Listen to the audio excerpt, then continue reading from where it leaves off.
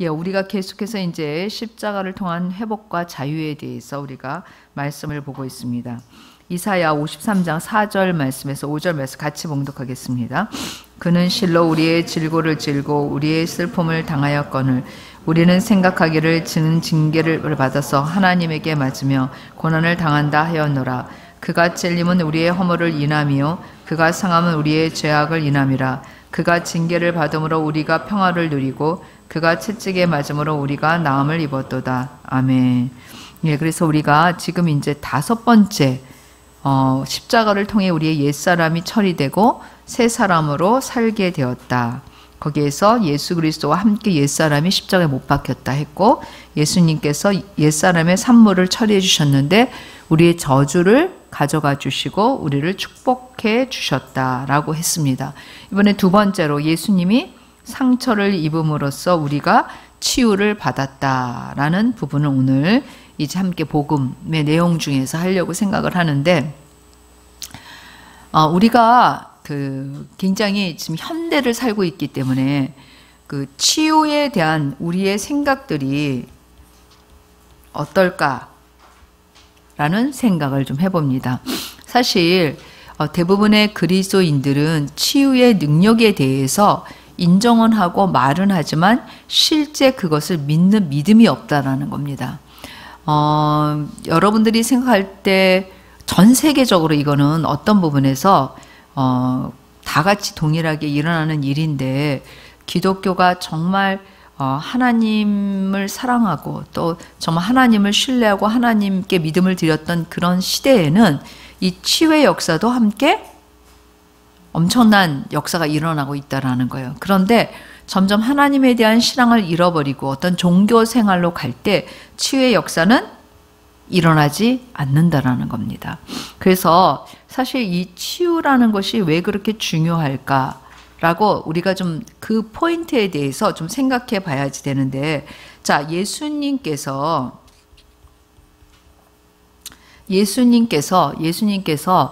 이 땅에 오셔서 하신 일이 2가지로 혹은 3가지로 얘기할 수 있어요. 첫 번째 뭐죠? 회당에서 가르치시고 마태복음에 보면 그 다음에 복음을 선포하시고, 그쵸? 그 다음에 3번째, 병든 모든 자를 치유하셨어요. 그래서 예수님의 사역에 이 치유라는 것이 들어간다라는 거예요. 되게 이 치유라는 것은 중요한 그 사역 중에 하나예요. 왜 그러냐면 우리가 제가 에베소서 그 2장에서 말한 대로 우리는 열린 하늘물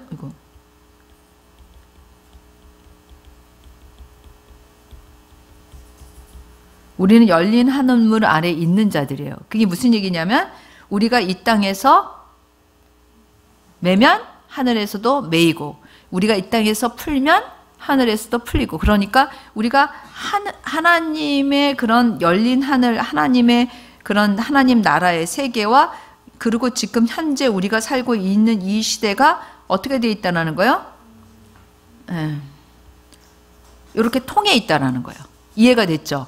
이렇게 통해 있어요. 막혀 있지 않아요. 이렇게 통해 있어요. 그래서 우리가 여기서 기도하면 이 기도가 상달돼서 하나님의 응답이 내려오는 거예요. 이해됐죠? 네? 그래서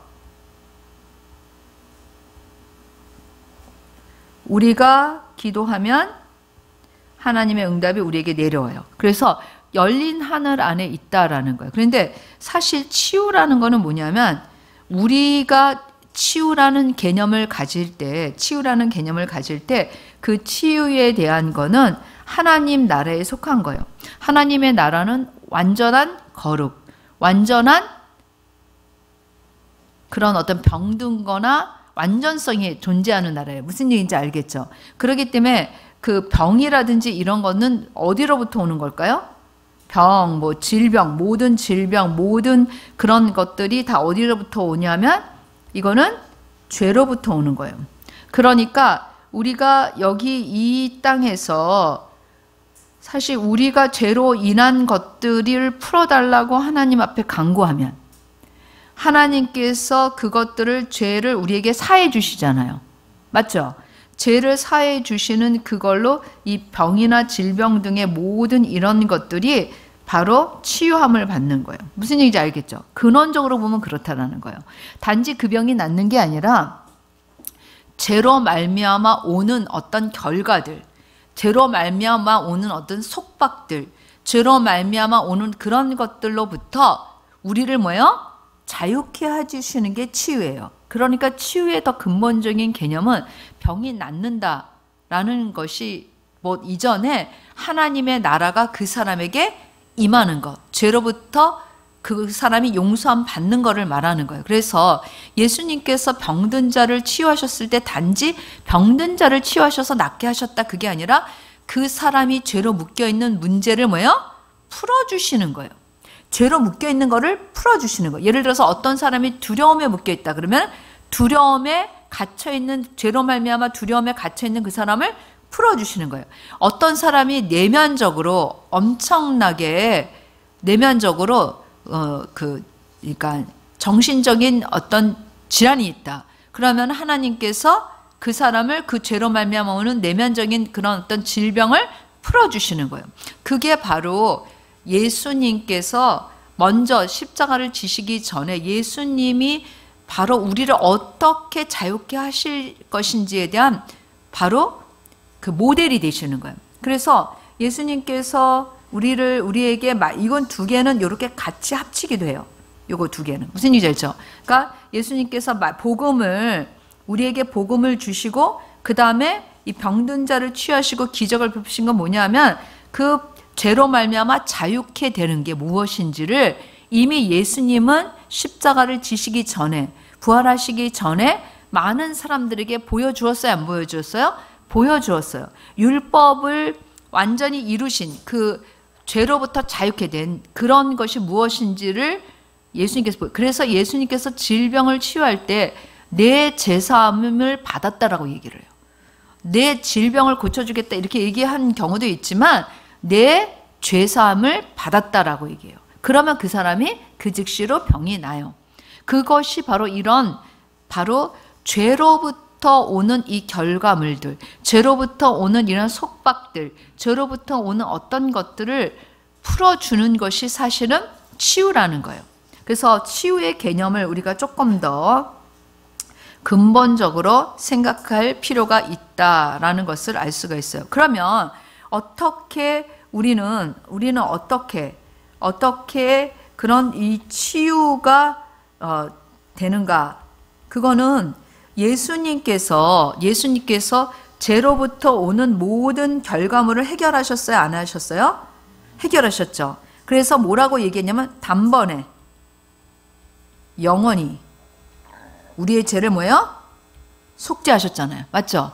이 히브리서에서 강조하는 거예요. 단번에 영원히 우리의 죄의 문제를 해결하셨어요. 그래서 우리의 과거와 우리의 현재와 우리의 미래의 모든 죄의 문제가 예수 그리스도에게는 예수 그리스도로 말미암아 해결되었다라는 거예요. 그러니까 예수님의 십자가의 사건은 여기에 우리가 이사야 53장 4절에서 5절을 보면 그는 실로 우리의 질고를 여기 질고라는 거는 질병을 의미해요. 우리의 질병을 지고 우리의 슬픔이라는 것은 문자적으로 우리가 해석을 하면은 뭐냐면 그대로 번역하면 고통. 우리의 고통을 당하였거늘 그러면서 그가 채찍에 맞음으로 할 때 이 채찍은 상함으로도 해석이 돼요. 그래서 우리는 나음을 받았도다 할 때 이 나음을 받았다는 나음을 받을 것이다가 아니라 뭐예요? 완료형이에요. 이미 이루어진 것을 얘기하는 거예요. 그러니까 우리의 치유의 근거는 뭐예요? 십자가에 있어요. 십자가로 예수님께서 바로 우리를 속죄하셨기 때문에 우리의 모든 질병의 근원들이 죄로 말미암아는 그런 모든 결과물들을 해서 우리가 자유케 되었다라는 것을 우리가 알 수가 있어요. 그래서 이제 우리가 예수님을 생각하면 그러니까 오늘날에는 굉장히 각종 많은 질병들이 있잖아요. 사실 그 과거보다도 더 많은 질병들이 있어요. 저는 이제 우리 교회 다니는 세은 자매를 통해서 사실 예전에는 그런 거를 생각을 못 했었는데 이제 조금 뭐라 그러니까 옆에서 이렇게 제가 보니까 우리가 굉장히 편리하다고 생각하는 것들로부터 우리가 뭐를 불러요? 우리의 질병들을 부르고 있잖아요. 뭐 플라스틱 사용이라든지 우리가 좋아하는 샴푸 뭐 그다음에 우리가 좋아하는 그런 모든 것들 우리가 뭐 편하다고 하는 뭐죠? 무슨 프린트죠? 예?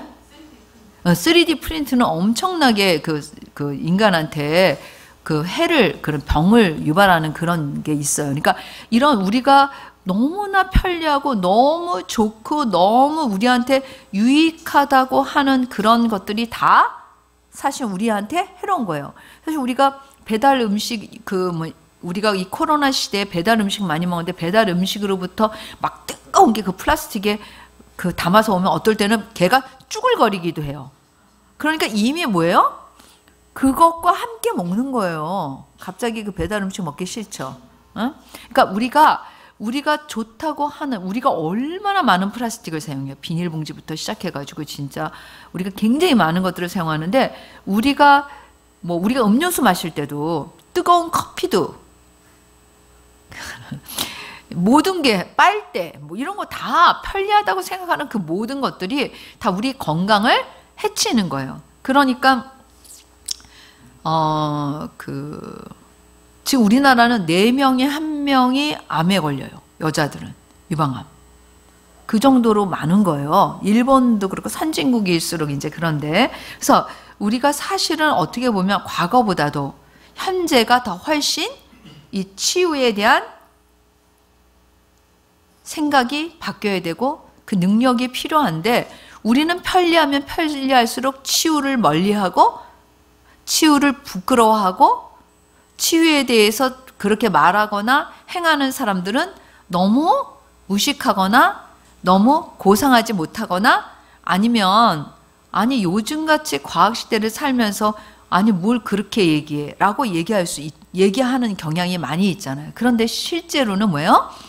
세상이 악해지면 악해질수록 온갖 질병이 생기기 때문에 사실은 더 치유가 필요해요, 안 필요해요? 필요해요. 그러니까 어떻게 보면 반대되는 개념인데 우리는 반대로 거꾸로 가고 있다는 거예요. 제가 지금 생각할 때. 이 시대는 치유로부터 점점 멀어지는 시대로 가고 있어요. 근데 우리는 적극적으로 뭐예요? 치유가 더 나타나는 시대로 가야 되는 거예요. 초대교회 때는 정말 치유가 왕성했잖아요. 그렇죠? 사도행전을 보면. 우리 교회가 사실은 저 암산마을에 이제 들어가면 우리 교회는 제가 금요일날 설교했듯이 하나님께서 우리의 믿음과 기도와 성령으로 우리를 무장시키시고 훈련시키신 이유는 그냥 저기 가서 우리 보러 너무 좋다 그러고 누리라는 게 아니라 우리가 이제 뭐요? 하나님의 영광을 돌리는 그런 믿음과 기도로 바깥에 나가야 되는 거예요. 그게 뭐냐면 저 마을을 복음의 마을로 우리가 진짜 변화시키려면 우리에게 뭐가 있어야 된다는 거예요? 능력이 있어야 돼요. 우리에게 이것도 하나지만 치유의 능력이 있어야 될까요? 없어야 될까요? 있어야지 돼요. 그러니까 그런 더 세상이 악해질수록 더 정말 참된 교회와 참된 그리스도인은 더 복음에 가까운 사람이 돼야 돼요. 그런데 복음에 더 멀리 가고 있어. 그거는 뭐예요? 점점점 퇴색되거나 바래는 것을 이야기할 수가 있어요. 무슨 얘기인지 알겠죠? 그래서 이 치유에 대한 우리의 생각을 바꿔야 돼요. 치유는 너무 그냥 약 먹으면 되지. 수술하면 되지. 이렇게 생각할 수 있는데 수술도 약 먹는 것도 하나님이 주신 치료의 방법이에요. 제가 그거를 부인하는 게 아니라 그러나 우리가 하나님의 나라 열린 하늘문에 살면서 하늘나라에 구할 수 있는 거예요? 없는 거예요? 있는 거예요. 왜? 예수님께서 친히 그렇게 우리한테 본을 보여주셨고 예수님이 말씀하시는 사복음서에 보면 너희가 병든 자에게 손을 얹은 즉 나은다 그랬어요. 그렇잖아요. 그렇죠? 마지막 부분에 예수님께서 승천하시기 전에 그 사복음서에 보면 나와 있어요. 그래서 우리가 그리고 우리가 사도행전 1장 8절에 말씀하시는 성령이 너에게 임하시면 너희가 권능을 받고 해서 이 권능 안에 이 치유도 들어갈까요? 안 들어갈까요? 들어가 있어요. 성령님 주시는 모든 은사가 들어가 있어요. 모든 은사 대표적인 8가지, 9가지 은사 중에 치유도 있을까요? 없을까요? 있어요. 그래서 우리가 그거를 굉장히 생각해야 돼요. 그래서 제가 어저께 이제 이 말씀을 이렇게 다시 이렇게 보면서 나는 어떤가라는 생각을 했어요. 나는. 근데 물론 우리가 약도 먹고 우리가 약도 먹고 치료도 받아야 되지만 하나님의 전능하심에 너무 소극적인 저를 보는 거예요. 너무 하나님이 예수 그리스도가 나를 자유케 주신 이 구원의 놀라운 은혜를 내가 너무 소극적으로 생각해서 그 소극적이라는 게 결국은 뭘 의미하냐면 결국은 내 믿음이 점점 뭐예요? 이렇게 커지는 게 아니라 어떻게 된다는 거예요? 점점 작아진다는 거예요. 소극적이라는 건 좋죠. 내 믿음이 결국 하나님의 전능하심을 내가 적극적으로 하나님의 전능하심을 내가 경험하려고 그러고 그것을 내가 믿고 선포하려고 그러지 않고 내가 그게 멀어지면 멀어질수록 내 믿음이 소극적이 되면서 내 믿음이 뭐야? 이렇게 성장하는 믿음이 아니라 어떻게 되는 믿음이야? 아주 서서히 내려가고 있다는 걸 알아야지 돼요. 그래서 여러분들이 이 치유를 간단하게 생각하지 않고 오늘 이 말씀 이게 설원이에요 지금. 아직 설원 안 끝났어요. 말씀을 다시 이 복음을 보면서 치유에 대해서 내가 어떻게 다시 생각해야 되는가, 치유에 대해서 내가 어떤 마음을 가지고 어떻게 해야 되는가를 다시 좀 여러분들이 생각할 수 있었으면 좋겠어요. 자,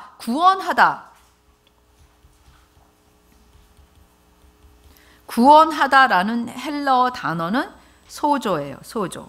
그쵸? 자, 그래서 이 소조라는 구원하다라는 이 단어는 사실 신체적인 치유를 표현하기 위해서 많이 사용되었어요. 그러니까 구원한다라고 했을 때 육체는 제외하고가 아니라는 거예요. 우리의 영혼이 구원받고 하나님의 자녀가 되었으면 우리의 육체는 아니라는 거예요. 무슨 얘기인지 알겠죠? 그래서 혈류증을 앓는 여인을 치유하셨을 때, 그 다음에 군대 귀신 들린 자를 예수님께서 해방시켰을 때, 그 다음에 회장장이의 딸 야이로를 고치셨을 때 다 구원하다라는 이 소조라는 단어를 사용하셨어요. 근데 다 뭐예요? 그들의 육체적인 한계를 치유하셨을 때 썼던 말이에요. 그래서 사실 이 소조라는 이 단어, 구원하다라는 이 단어로 볼 때 구원은 우리가 받은 그 구원은 예수님의 십자가에서 받은 그 구원은 그 일부분이 아니에요. 일부분이 아니라 뭐예요? 전인격적인 구원이에요. 뭐라고요? 네, 전인적 구원이에요. 전인적 구원. 전인적 구원이라는 것은 뭘 얘기하냐면 이 모든 영역을 말하는 거예요. 우리가 가지고 있는 모든 영역에 있어서 치유와 회복을 얘기한다라는 것을 여러분들이 생각을 하면 돼요. 그러니까 육체적인 거, 인격적인 형상에 있어서 도덕적인 형상. 사실 데릭 프린스 목사님은 육체적인 걸 많이 강조하셨어요. 근데 저는 그렇게 생각해요. 인격적인 우리의 지정의의 영역도 회복될 수 있을까요? 없을까요? 회복되죠. 당연히. 왜냐하면 그것도 죄로부터 온 결과물들이니까. 도덕적인 형상도 우리가 회복될 수 있죠. 그래서 우리가 보면 이 육체적인 것에는 모든 육체적인 질병이 치유함을 받을 수 있어요. 그래서 사실 어저께 제가 간절히 저녁에 교회 와서 기도할 때 뭘 위해서 기도했냐면, 다시 한번 이 말씀을 생각하면서 제가 갱년기를 알아서 지금, 그러니까 가을이가 고등학교 2학년 때부터 시작했나? 내 그 갱년기의 증상이.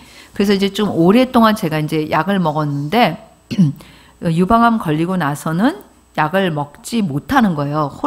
여성 호르몬제를 못 먹어서 그때부터는 이 아무 때나 더위증이 올라와요. 이렇게 난로처럼 이 안에서부터 팍 하고 열이 나가지고 온몸에 쫙 퍼져요. 순식간에 퍼지면서 땀이 나요. 근데 그 더위는 참을 수 없는 더위예요. 제가 워낙에 추위를 많이 타서 막 겨울에 양발도 세 컬레, 장갑 꼭 끼고 막 나 단삼하고 악수하려면 막 미안해. 손이 너무 차니까. 그리고 막 옷도 많이 입고 항상 여기 폴라 입고 다니고 겨울에 그랬는데 한 번도 작년에 이 폴라를 입은 적이 없어요. 이제 그러고 나서부터는. 근데 이 갱년기가 몇 번 제가 몇 번이 아니라 좀 기도는 했지만 진짜 진심으로 하나님 앞에 하나님이 이거를 치유하실 수 있다는 그런 마음을 가지고 기도를 못한 것 같아. 어제 제가 이제 반성한 거예요. 회개한 거야. 그리고 이게 너무 얼마나 저한테 그 큰 영향을 미치냐면 잠을 못 자게 해요. 그러니까 항상 깨. 이게 이렇게 그냥 이렇게 살며시 오면은 잘 수 있는데 이게 갑자기 열이 팍 나면서 정신이 확 들어요. 그럼 반드시 깨게 돼 있어요. 그러니까 진짜 심하게 깰 때는 10번도 깨고 최소한 3번 이상은 깨요. 그래서 시계를 보면 항상 일찍 자면 12시에 깨고 조금 늦게 자면 2시에 깨, 4시에 깨, 5시에 한 번 깨. 뭐 이렇게 시간도 거의 통일해. 1시 반에서 2시, 12시. 뭐 그래서 이제 이렇게 자주 깬단 말이에요. 깨니까 잠이 이렇게 한번 확 깨면 저 같은 형은 다시 머리만 대면 자는 형이 아니라 잠이 들려면 한참 걸리는 형이야. 그러니까 잠이 또 다시 들기까지가 쉽지 않은 거예요. 그리고 좀 웃기는 얘기지만 열이 날 때는 이불을 탁 펼치고 배를 뒤집어 까고 이렇게 더위를 식혀야 되고 그다음에 제가 항상 똑바로 누워 자는 형인데 옆으로 자야 돼요. 왜냐하면 누웠던 그 침대가 화로같이 되는 느낌인 거예요. 그러니까 잠이 안 깰 수가 없어요. 사실 굉장히 이렇게 큰 지장이 없을 것 같지만 가끔 제가 이렇게 설교하다가 막 옷 벗겠습니다 이러잖아요. 웃더리. 옷을 다 벗는 건 아니에요. 그러니까 그런 것들이 왜 그러냐면 굉장히 불편해. 내 건강을 이렇게 지키지 못하는 상황 중에 하나인 거예요. 그러니까 참으로 불편해요, 안 불편해요? 불편해요, 많이. 그래서 어저께 저녁에 교회 와서 기도하면서 하나님, 제가 이거를 설교하기 전에 정말 제 자신이 점점 이 치유에 대한 게 하나님 이렇게 쪼그라들고 있는데 정말 왕성하게 제가 정말 기도하고 막 이제 향료할 때 사람들 일일 치유 집회도 열어가지고 오는 사람들 상담하고 기도해주고 그걸 아침부터 저녁까지 한 적도 있고 정말 많이 했었어요. 옛날에는 아프다 그러면 가서 이렇게 안수해주고 치유해주고 진짜 암도 난 사람 있고 아기 못 낳는 사람도 아기도 난 적이 있고 뭐 진짜 목사님한테도 자주는 그러니까 늘은 아니지만 일상은 아니지만 치유의 역사가 일어났었어요. 무슨 과거지 보니까 그치? 일어났었어요. 요즘은 이제 제가 너무 몸이 힘들고 그러니까 적극적으로 이런 치유에 대해서 생각을 못했는데 어저께 이 말씀을 다시 보면서 내가 치유에 대한 생각을 바꿔야 되겠다. 다시 바꿔야 되겠다. 라는 생각이 드는 거예요. 그래서 우리가 가지고 있는 어떤 질병에 대해서 우리는 그냥 숙명처럼 받아들이는 건데 여러분 그거 아세요? 기독교인에게는 숙명이라는 게 없어요. 기독교인은 숙명이 없어요. 인생도 바꿀 수 있고 모든 게 바뀌어져요. 그냥 이 숙명이라는 건 뭐냐면 그냥 정해놓은 길을 가는 거를 말하는 거예요. 내 인생에 정해진 길을 가는 거를 숙명이라고 그래요. 내가 예를 들어서 어떤 질병이 있으면 그 질병은 그냥 지고 갈 수밖에 없다. 물론 어떨 때 그럴 때도 있지만 근데 기독교인에게는 뭐예요? 이게 길이 바뀔 수 있어요. 이렇게 다른 길로. 그게 바로 그래서 우리는 숙명론자가 아니에요. 절대로. 그런 생각을 갖는 것 자체가 우리의 믿음을 쪼그라뜨리고 있는 거예요. 그래서 우리가 치유에 대한 그게 병이 크다, 작다를 떠나서 우리가 우리의 마음과 생각을 바꿔야 되는 거예요. 그리고 하나님 앞에 우리가 기도해야 되는 거예요. 응? 이렇게 기도해야 되는 거예요. 저는 그런 마음을 가졌어요.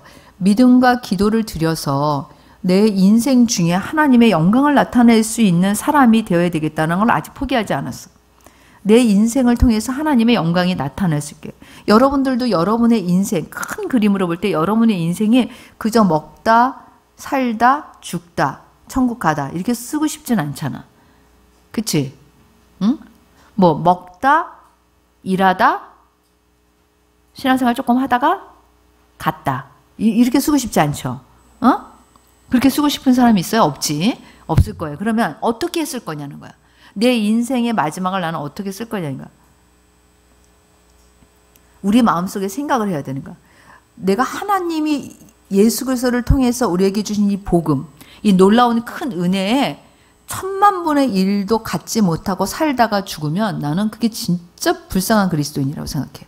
어떻게? 나에게 주신, 그냥 이건 나에게 주신 거야, 이미.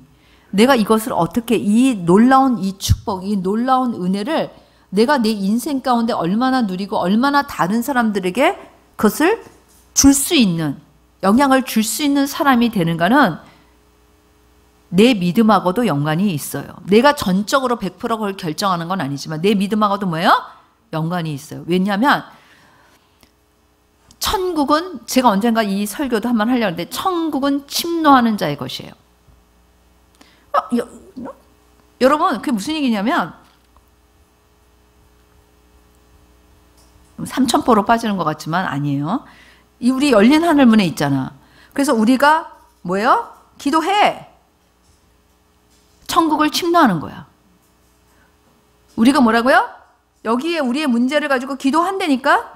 그럼 우리가 천국을 침노하는 거야. 그러면 천국을 침노하면 하나님께서 우리에게 응답해 주세요. 천국은 침노하는 자의 것이라는 게 이런 말씀인 거예요.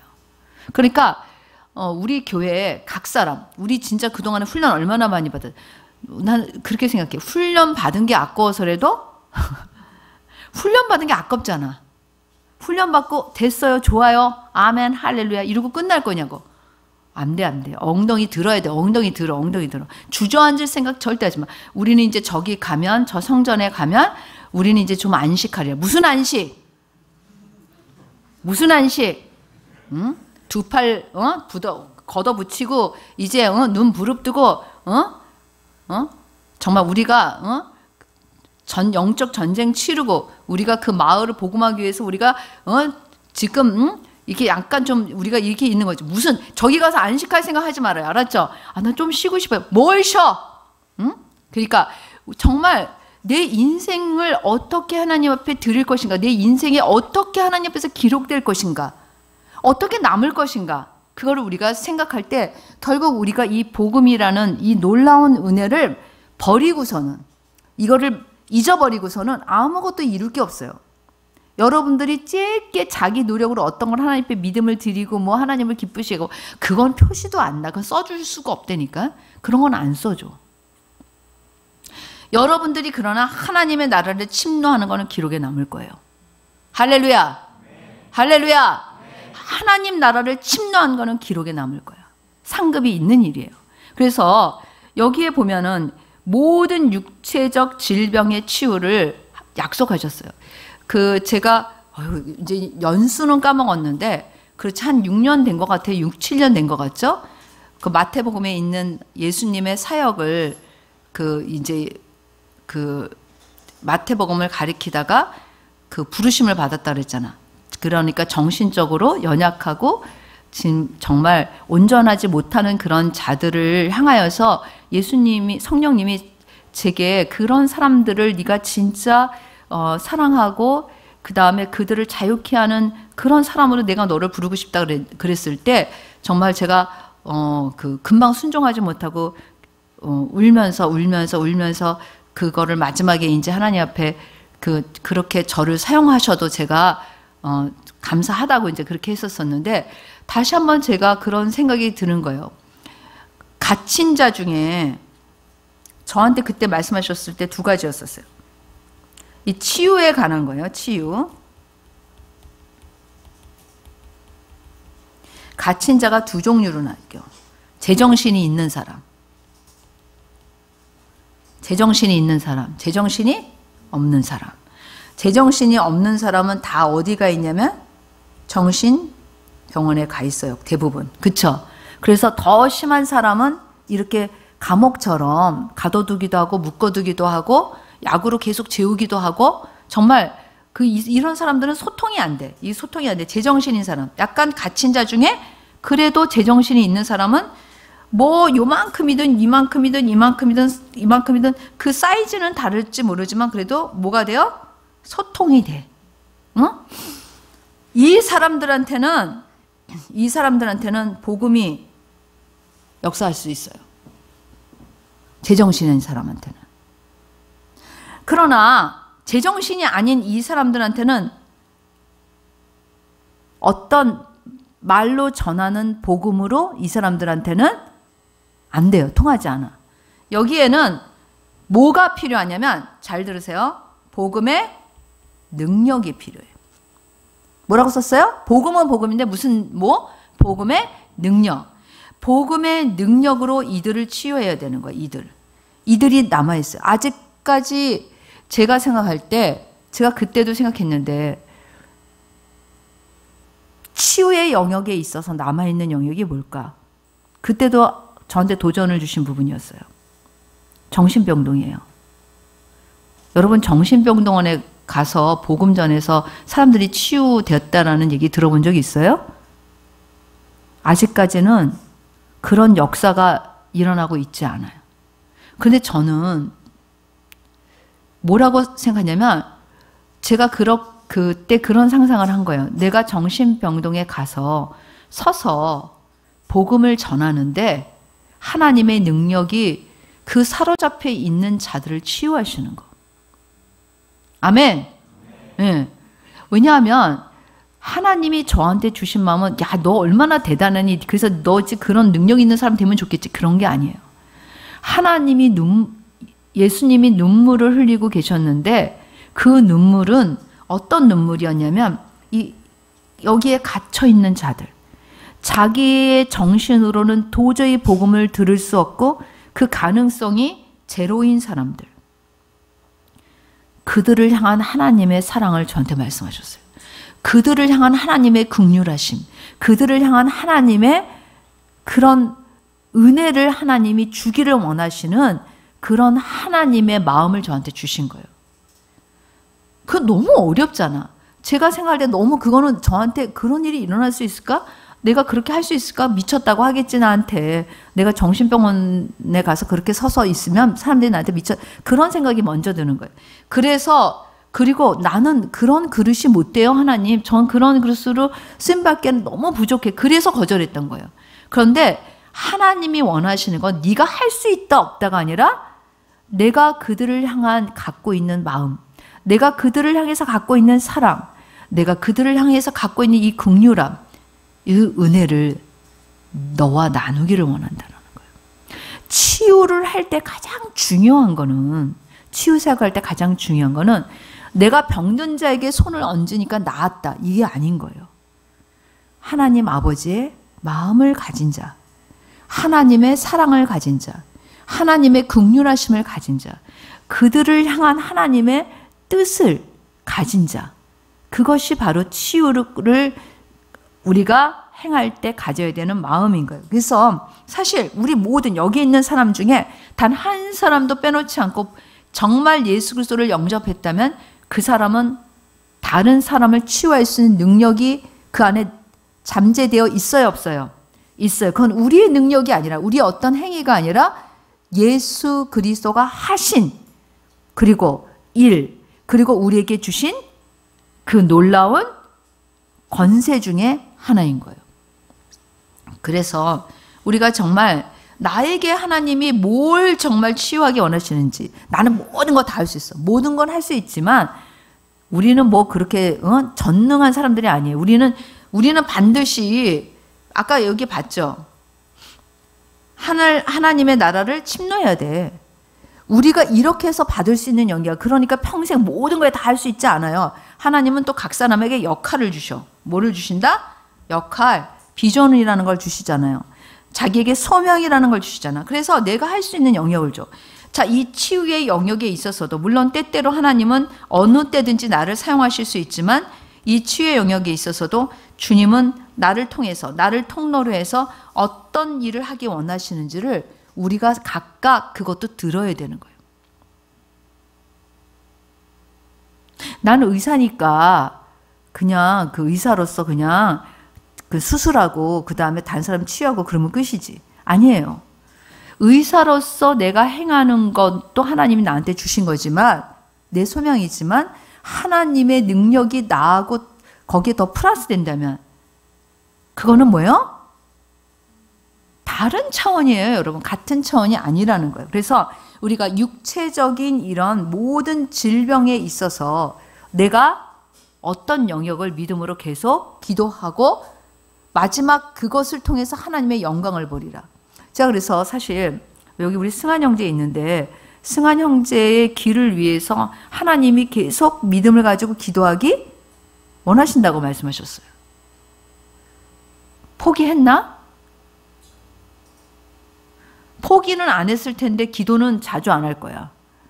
기도는 까먹고 있지. 좀 믿음이 생기면 기도했다가 믿음이 떨어지면 기도를 안 해요. 그러니까 이게 있잖아요. 여러분 생각보다 꼭 이거는 제 견해요. 또 이거 어디 가서 또 우리 목사님이 이랬어 이러지 말고 치유 이꼬르 뭐야?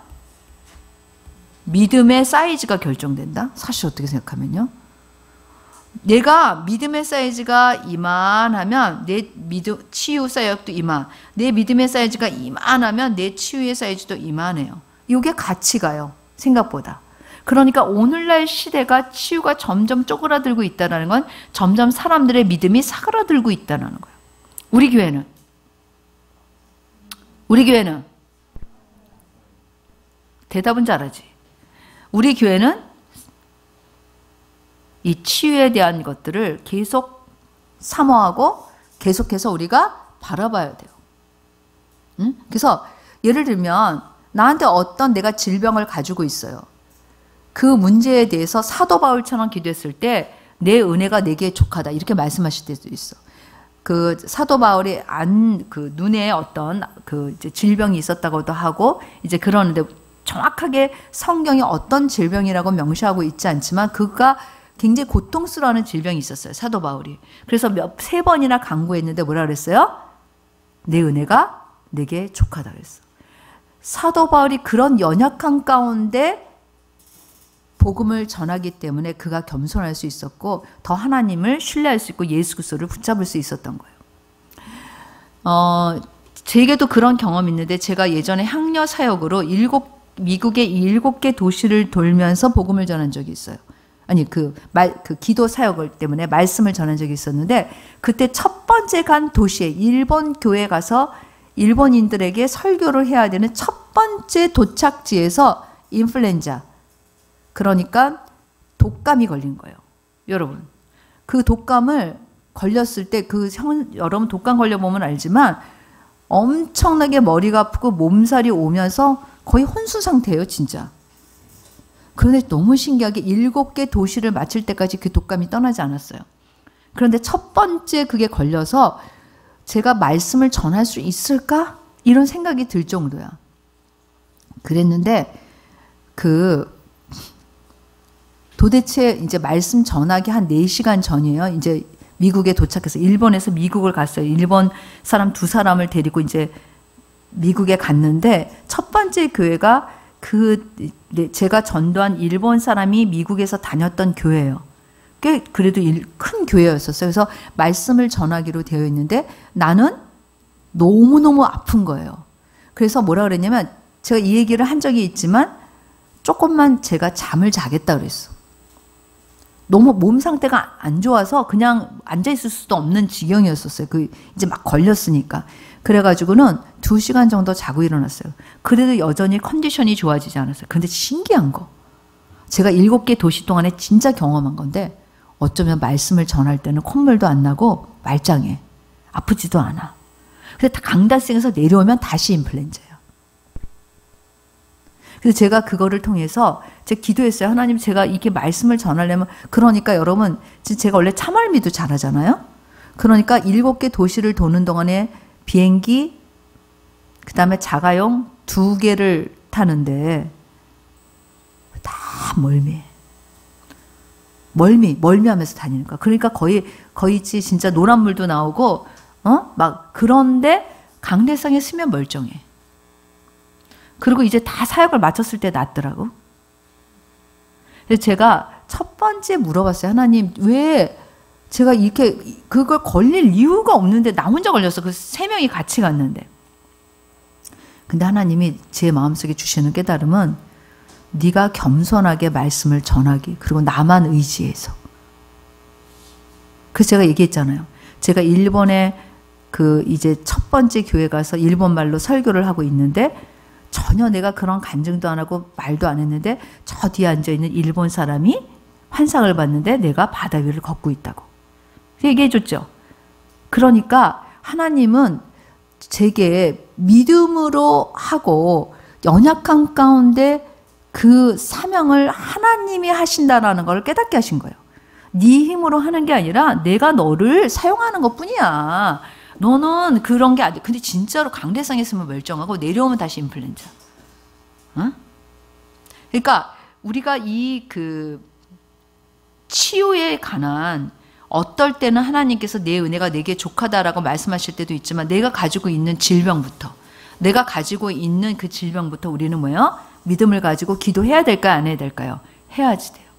그래서 우리가 점점 사이즈를 넓히시기 바랍니다. 우리 중고등부도 할 수 있어요? 없어요? 크게 할 수 있어? 없어? 좋아. 마음에 들어. 그래서 우리가 진짜 신유에 대해서 자꾸 쪼그라들지 말고 우리의 믿음의 사이즈가 커질수록 이 신유에 대한 우리의 마음도 점점 커져서 정말 우리가 다른 사람에게 이 복음의 놀라운 이 구원의 이 그 축복을 나눠줄 수 있는 그런 사람이 되기를 원한다는 거예요. 그 다음에 이제 인격적 형상에 보면은 뭐가 있어요? 지정의가 있죠. 지적 장애. 그 다음에 모든 이론과 하나님을 대적하여 높아진 것, 생각 이런 거. 그래서 그 고린도후서 10장 3절에서 5절 말씀 같이 한번 봉독해 봅시다. 우리가 육신으로 행하나 육신에 따라 싸우지 아니하노니 우리의 싸우는 무기는 육신에 속한 것이 아니요 오직 어떤 견고한 진도 무너뜨리는 하나님의 능력이라. 모든 이론을 무너뜨리며 하나님을 아는 것을 대적하여 높아진 것을 다 무너뜨리고 모든 생각을 사로잡아 그리스도에게 복종하게 하니. 그래서 지적인 모든 영역에 있어서도 그리스도에게 복종할 수 있다 없다? 있다라는 거예요. 그 다음에 정서적인 거죠. 정서적인 상처는 수치, 거절, 우울, 경직된 감정, 두려움, 공포, 거짓, 과장, 소극, 거짓 자아에서 벗어나야 돼. 특별히 대부분의 많은 사람들이 거짓 자아에 속고 있어요. 그러니까 실상은 자기가 그렇지 않은데 자기가 생각에 자기 생각 속에 자기가 속아. 신앙적인 것도 속고 자기 자신에 대해서도 속고 그런 경우가 얼마나 많은지 몰라요. 그래서 우리가 정서적인 이런 거짓 감정에 속는 경우가 진짜 많아요. 감정에 따라서 움직이는 경우가 많아. 감정이 되게 중요해요. 왜냐하면 감정이 있어서 하나님과 우리가 교제하고 하나님과 사랑할 수 있고 하나님과 우리가 그런 것들을 나눌 수 있어요. 근데 감정은 또한 나를 컨트롤할 수 있는 무기도 돼요. 내 감정이 느끼면 맞다. 내 감정이 안 느끼면 틀리다. 이건 완전히 틀린 거예요. 때로 내 감정이 정확한 판단을 할 수 있을까요? 없을까요? 없어요. 그런데 우리는 감정에 굉장히 많이 좌우된다. 그거는 남자나 여자나 똑같아. 그래서 대부분의 사람들이 감정을 컨트롤하는 사람이 성숙한 사람이고 감정을 컨트롤하지 못하는 사람을 미성숙한 사람으로 보는 이유도 거기에 있는 거야. 그만큼 그게 어렵다라는 것을 알 수가 있어요. 그 다음에 의지, 우유부단한 거, 완고한 거, 의지박약 혹은 중독. 중독은 내 의지를 내가 사용하지 못하고 내가 중독된 그것이 나를 컨트롤하는 거야. 중독이라는 것은 내 의지를 내가 사용하지 못하고 중독된, 도박이면 도박이 나를 컨트롤하는 거야. 내 의지를. 내가 그것의 노예가 된 거야 이미. 응? 예를 들면 여자들 중에 쇼핑 중독이 있잖아요. 쇼핑 중독은 물건을 쓰진 않아. 보면은 대부분이. 명품 중독 이런 사람들. 그럼 뭐예요? 내 의지를 내가 사용하지 못하고 명품 사는 그것에 의해서 내 의지가 그냥 컨트롤 당하는 거예요. 내가 안 살래 그러면 안 사지는 게 아니에요. 그 다음에 이제 도덕적인 형상, 자기중심적인 거. 이거는 죄의 결과죠. 그리고 교만, 하나님 중심으로 바뀔 수 있고 순종할 수 있어요. 그래서 이렇게 전인적 구원이에요. 육체적, 인격적, 도덕적 형상이 다 회복될 수 있다 없다? 회복될 수 있어요. 그러나 여기에 되게 중요한 게 있어. 그것은 완전히가 아니에요. 완전히가 아니야. 예수님께서 죽은 나사로를 살리셨잖아요. 나사로 안 죽었죠? 지금까지 살아있지? 죽었어요? 안 죽었어요? 죽었어요.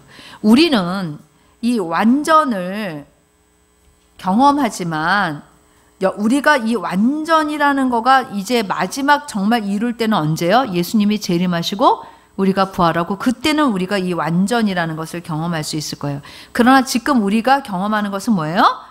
예수 그리스도가 주신 예수 그리스도가 주신 그 놀라운 능력을 우리가 여기에서 우리가 경험하지만 우리가 다시 죄를 짓거나 우리가 다시 연약해질 때는 다시 올 수 있어요, 없어요? 있어요, 여러분. 이해됐어요? 한 번 고쳐졌는데 완전히 영원히 그래. 그거는 아니라는 거예요. 어떤 경우에는 예를 들면은 제가 손목이 아팠는데 제가 우리 은총 선생님 낳고 손목이 많이 고장나서 굉장히 많이 이게 손가락도 못 썼었어요. 그래가지고 여기가 아파서 은총 선생님 기저귀도 못 벗겨줄 때가 기저귀를 못 줄 때가 있었어요. 이게 너무 심하게 아파가지고 무리하게 써가지고 인대가 늘어나서. 근데 우리 어머니 교회 부흥회가 있었어요. 그래서 제가 갔어요. 가가지고 간절히 기도했는데 이게 났어요. 그래서 이제 너무 감사해서 썼어요. 근데 이거는 다시 제가 많이 쓰잖아요. 손을 많이 쓰면 다시 얘는 아플 수 있어요, 없어요? 있어요, 여러분. 그래서 다시 또 아팠어요. 또 다시 치료받으면 나아요. 물론 신유로 났어도 내가 많이 쓰면 내 몸은 뭐예요? 질서야. 많이 쓰면 어떻게 돼? 고장될 수 있어요, 없어요? 고장날 수 있어요. 분명히 신유 은사를 고쳐주는데 왜 또 고장난 거야? 내가 많이 썼잖아. 응? 그러니까 그때가 30살 정도였었는데 이게 다시 아프기 시작한 거는 45세 정도였어요. 그러니까 15년은 잘 썼는데 15년 동안 너무 많이 목사님이 이 양손제비, 왼손제비를 해서 요리할 때도 양손으로 하고 왼손을 생각보다 굉장히 많이 써요. 제가 왼손제비니까. 그러니까 얘가 아프면 여기가 이렇게 뻘떡 나와. 저는 여기가 지금도 사실 이렇게 살짝 나와 있는데 많이 뭐 요리하거나 그러면 얘가 이렇게 톡 튀어나와 이렇게. 그리고 이제 더 많이 쓰면 뭐예요? 아파. 근데 지금도 사실 뭘 꽉 잡는 거는 못해요. 좀 고장났어 이제는 조금. 그래서 이걸 위해서 계속 기도하고 또 이것도 그러는. 그러니까 우리가 어떤 것들은 제가 이제 얘기하는 의미를 알겠죠. 치유에 관해서 그리고 그 어떤 이제 지적인 어떤 그런 그러니까 정신질환 같은 것도 한 방에 낫는 경우도 있지만 서서히 제정신이 돌아왔는데 회복되는데 시간이 걸릴까요? 안 걸릴까요? 걸려요. 그런 경우도 있어요. 그래서 우리가 그런 것들을 좀 생각을 해야 된대요. 치유에 대해서는 정말 우리가 어떻게 치유의 역사가 일어나고 어떻게 치유의 역사가 진짜 또 우리가 잘 알고 있어야지만 우리가 오해가 없을 수 있다라는 거예요. 그러나 오늘 제가 중요하게 여러분들한테 말씀드리는 것은 치유는 죄로부터의 자유함이야. 따라서 해보세요. 치유는 죄로부터의 자유함이다. 네, 죄로부터 오는 것들이 많아요. 또 혹은 죄로부터 오지 않고 내 몸을 많이 써서 내가 병이 났어요. 자, 이것도 예수님은 치유해 주실 수 있어요, 없어요? 있어요.